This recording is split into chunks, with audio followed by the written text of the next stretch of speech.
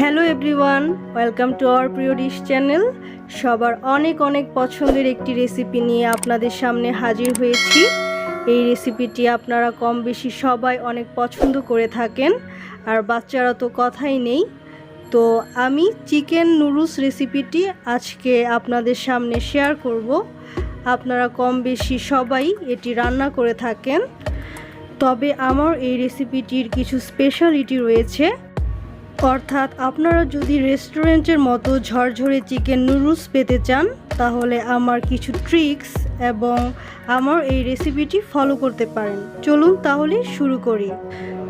চুলায় আমি একটি হাঁড়িতে পর্যাপ্ত পানি বসিয়ে দিয়েছি এবং এতে দিয়ে দিলাম 2 চা চামচ তেল।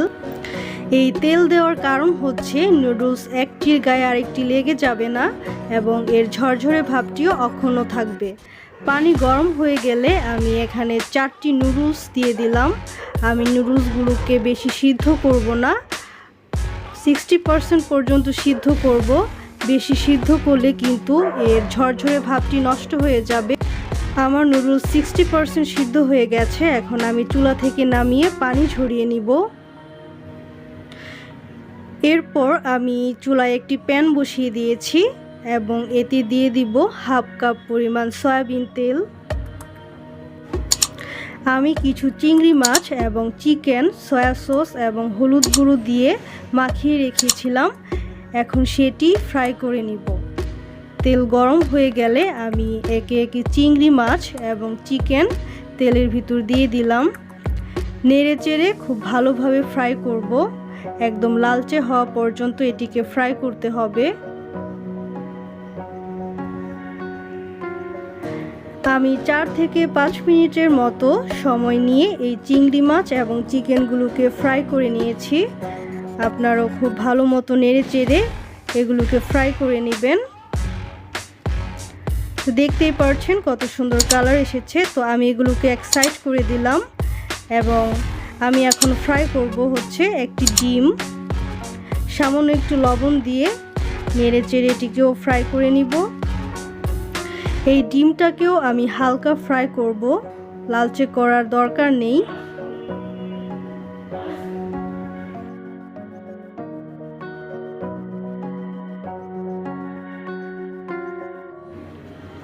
সামান্য একটু নেড়ে চেড়ে ডিমটাকেও সামান্য ফ্রাই করে নিলাম। তো আমি ডিমটাকেও একটু সাইড করে নিয়েছি।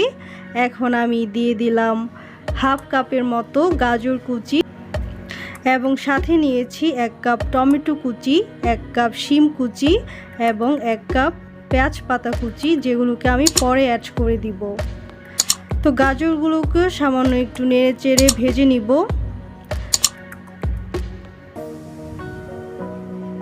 এখন দিয়ে দিলাম পেঁয়াজ কুচি। পেঁয়াজ কুচিকেও আমি সামান্য একটু ভেজে নিব নেড়ে চেড়ে। এরপর সবগুলো উপকরণ আমি একসাথে সামান্য একটু সময়ের জন্য ফ্রাই করে নিব। রেস্টুরেন্টে আপনারা দেখে থাকবেন চিকেন নুডলসের ক্ষেত্রে ভেজিটেবলসগুলো বেশি ফ্রাই করা হয় না। আমিও এখানে বেশি ফ্রাই করব না, সামান্য একটু নেড়ে চেড়ে আমি এখানে নুডলস দিয়ে দিব। আমি যে নুডলস সিদ্ধ করে রেখেছিলাম, আমি পানিও ঝরিয়ে রেখেছিলাম। তো এখন আমি সেই ঝরঝরে নুডলসগুলো হাতের সাহায্যে আমি এখন দিয়ে দিব। দিয়ে সবগুলো উপকরণের সাথে খুব আলতোভাবে আমি নুডলসগুলো মিশিয়ে নিব। নুডলস দেওয়ার পর একটু কেয়ারফুলি আলতো হাতে নাড়াচাড়া করতে হবে। সবচেয়ে বেটার হয় আমি এখানে যে প্রসেসে নুডলসের সাথে উপকরণগুলো মিক্স করেছি আপনারা সেটি ফলো করেন। তো আপনারা দেখতেই পারছেন আমি খুব আলতো হাতে সবগুলো উপকরণ মিক্স করছি। এরপর আমি বাকি সবজিগুলোও একে একে দিয়ে দিব।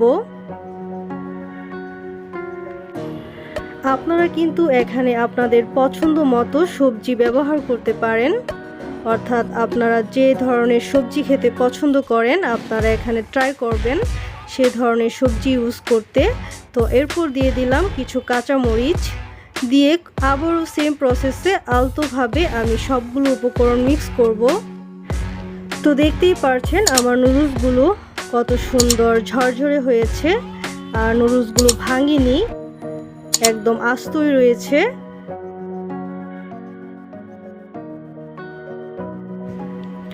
এরপর আমি দিয়ে দিব 2 চা চামচ চিলি সস। আপনারা এখানে যে কোনো ব্র্যান্ডের চিলি সস ইউজ করতে পারেন। চিলি সস দিয়ে আমি আবারও একটু নেড়েচেড়ে দিলাম। তারপরে এখানে দিয়ে দিলাম 1/3 কাপ পরিমাণ সয়া সস। এরপর আমি দিয়ে দিলাম নুডলসের ভিতর যে মশলা ছিল, নুডলস মশলা, সেটিও দিয়ে দিলাম।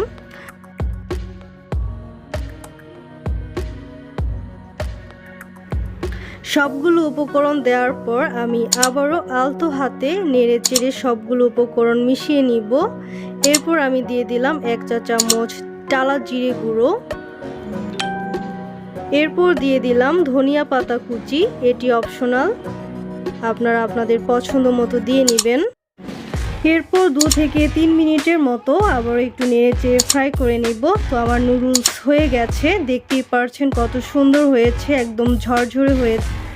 আমি কিন্তু পুরো রান্নাটি লো মিডিয়ামের মাঝামাঝিতে করেছি, তো আপনারাও ট্রাই করবেন লো মিডিয়ামের মাঝামাঝিতে করতে। হয়ে গেল রেস্টুরেন্ট স্টাইলের চাইনিজ চিকেন নুডলস। বাসায় আপনারা অবশ্যই এটি ট্রাই করতে পারেন এবং কেমন হয়েছে কমেন্টে অবশ্যই আমাকে জানাতে ভুলবেন না। রেসিপিটি যদি আপনাদের ভালো লেগে থাকে তাহলে অবশ্যই আমার ভিডিওতে লাইক, কমেন্টস এবং আমার চ্যানেলটি সাবস্ক্রাইব করবেন। Thank you for watching.